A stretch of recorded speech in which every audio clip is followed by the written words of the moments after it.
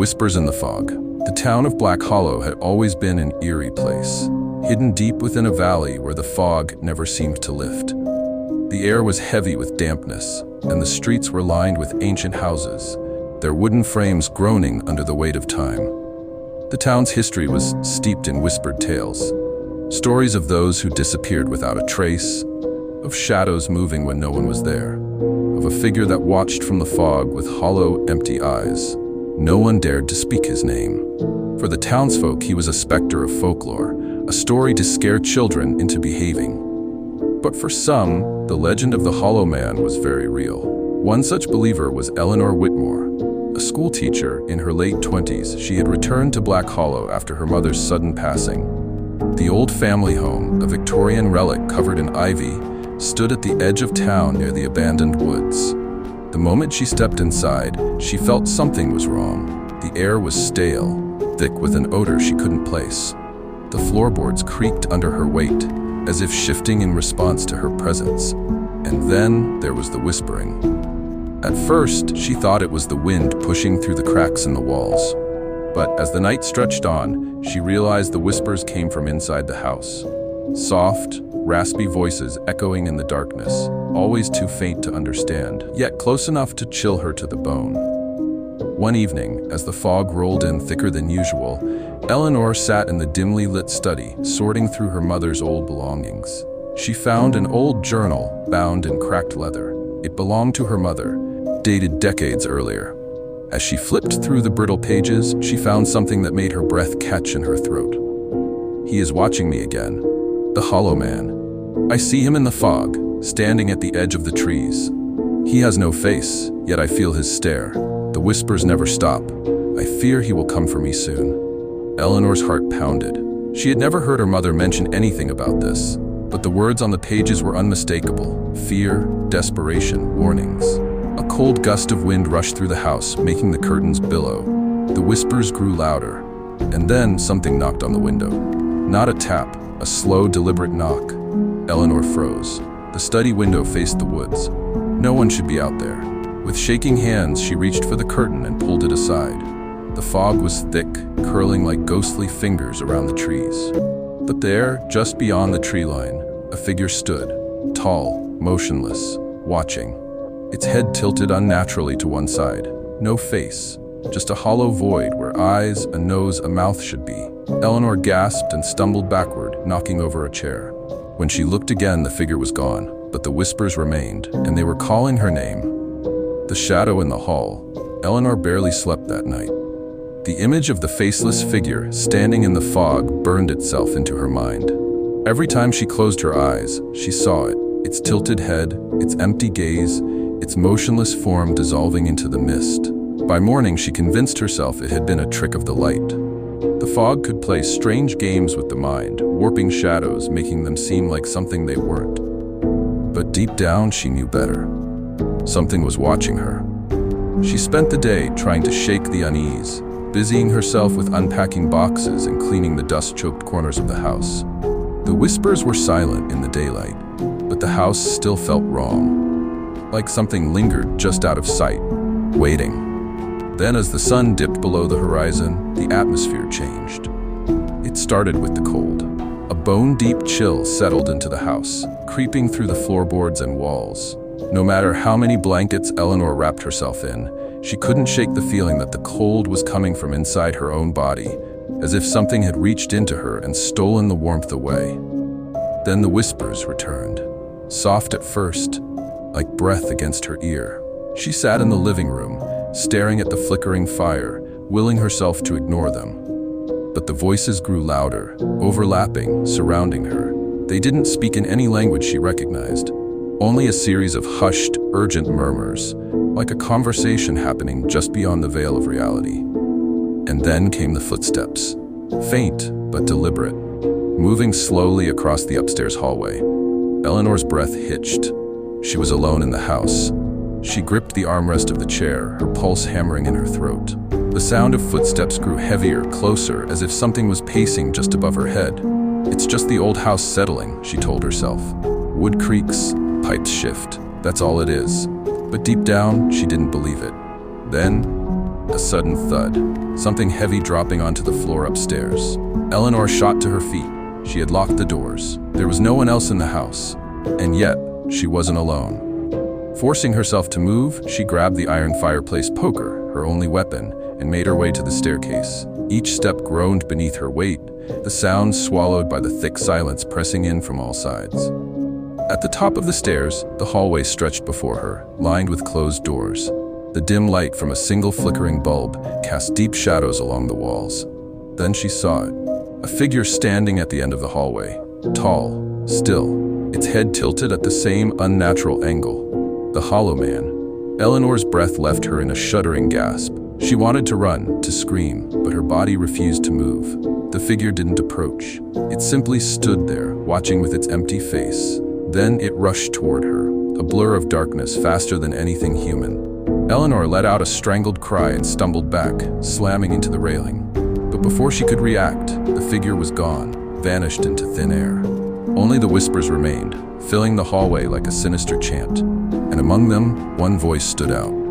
A voice that rasped directly into her ear. "Let me in." The mark of the Hollow Man. Eleanor didn't remember running to her bedroom, but she must have. She locked the door behind her, heart pounding in her ears, the whispers still crawling through the house like unseen fingers. The voice, the one that had rasped into her ear, still echoed in her mind. "Let me in." She sat on the edge of her bed, gripping the fireplace poker with white-knuckled hands. The room felt suffocatingly small, the air thick with something unseen. The house had never felt safe, but now it felt wrong on a level she couldn't explain. Then she felt it. A sharp, burning sensation on her forearm. She gasped and yanked up the sleeve of her sweater. Something was carved into her skin. The wound wasn't deep, but the lines were precise, etched into her flesh with unnatural precision. It wasn't a word, but a symbol. A circle, hollow in the center, with jagged lines branching outward like fractured veins. It pulsed beneath her skin. Her stomach twisted in horror. How? She hadn't felt anything until now. Had it happened while she was asleep? Had something touched her without her knowing? A deep, sickening dread coiled in her gut. The Hollow Man had marked her. A sudden knock rattled her bedroom door. Not the timid rap of a visitor, but a slow, deliberate knock. 3 times. Eleanor's breath hitched. She stared at the door, pulse hammering against her ribs. The handle didn't turn, but the wood seemed to tremble, as if something was standing on the other side. Waiting. Another knock, then another. And then, scratching, slow, methodical, like fingernails dragging down the wood. Eleanor squeezed her eyes shut. This isn't real. This isn't real. But the scratching didn't stop, and then came the voice, a whisper sliding through the cracks in the door. "You're mine now." The air turned frigid. Her breath misted in front of her. The shadows in the room thickened, curling at the edges of her vision. The air itself seemed to hum, vibrating with something unseen. Then, bang. The door shook violently. Eleanor screamed, and just like that, everything went still. The whispers faded. The air settled. The scratching stopped. For a long moment, she didn't move, listening. Then, gathering every ounce of courage she had, she reached out with a trembling hand and unlatched the lock. She yanked the door open. The hallway was empty, but something had changed. The walls, the floor, they looked different. The wood was darker, aged like it had rotted overnight. A foul stench filled the air, thick and cloying like something dead had been left to decay for years. And then she saw it. A shadow stretched across the hallway floor. Not hers, something tall, looming, twisted, and it was moving. Eleanor's body went cold. She wasn't alone. Somewhere in the house, the Hollow Man was waiting, and it was only a matter of time before he came for her. What lurks in the walls? Eleanor slammed the door shut. Her breath came in ragged gasps, her back pressed hard against the wood as if her weight alone could keep it out. But she knew the Hollow Man wasn't bound by doors or locks. He had marked her. He was already inside. The mark on her arm burned. She rolled up her sleeve and nearly gagged.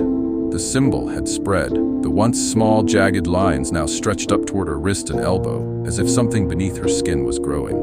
A whisper slithered through the silence. "You can't run." The walls groaned, shifting as if they were breathing. Eleanor's stomach twisted. The house wasn't just old, it was changing. The wood darkened before her eyes, the floorboards curling at the edges as like something had rotted them from the inside. A foul stench oozed from the walls, thick and putrid, like old meat left to fester in the heat. And then she heard it, a sound inside the walls. Not pipes, not rodents, something big, something moving. A slow, wet scraping sound.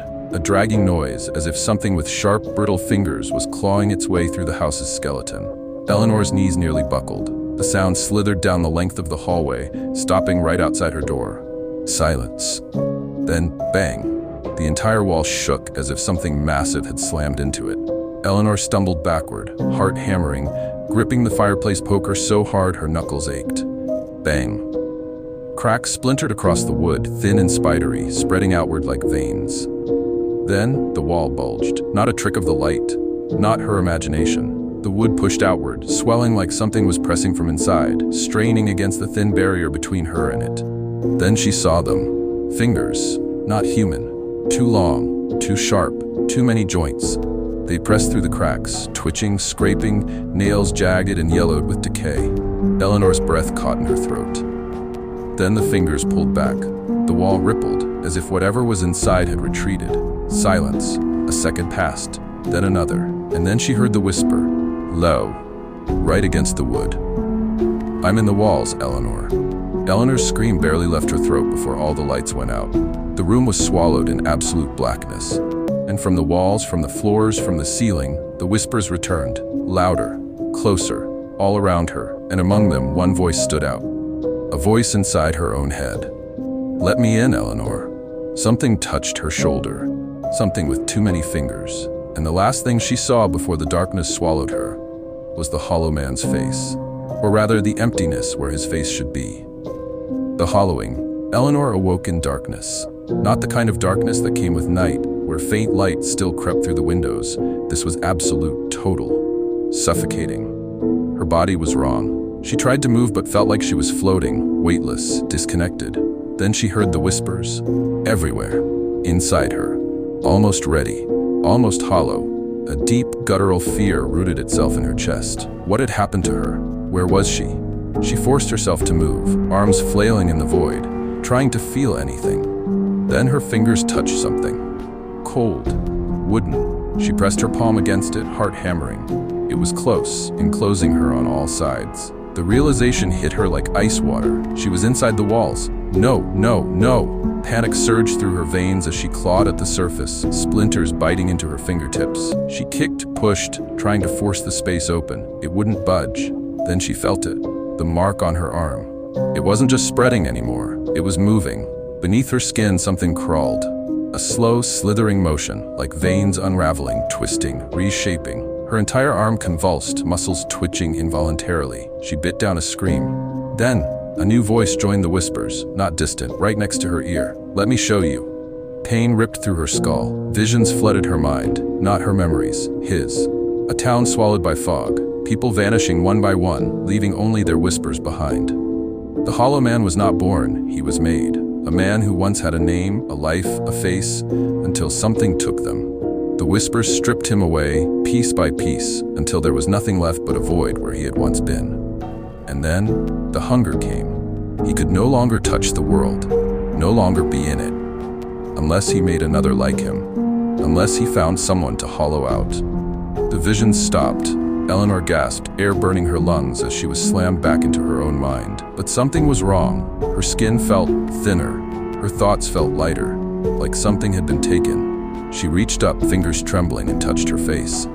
For a split second, everything felt normal. But then, her fingers pressed through, into nothing, a hole, an emptiness where her face should be. The Hollow Man was no longer trying to take her. He was turning her into him. The Faceless Ones. Eleanor's scream died before it even left her throat. Her fingers trembled as they pressed into the emptiness where her face should have been. No nose, no lips, no eyes. Only a smooth, hollow void.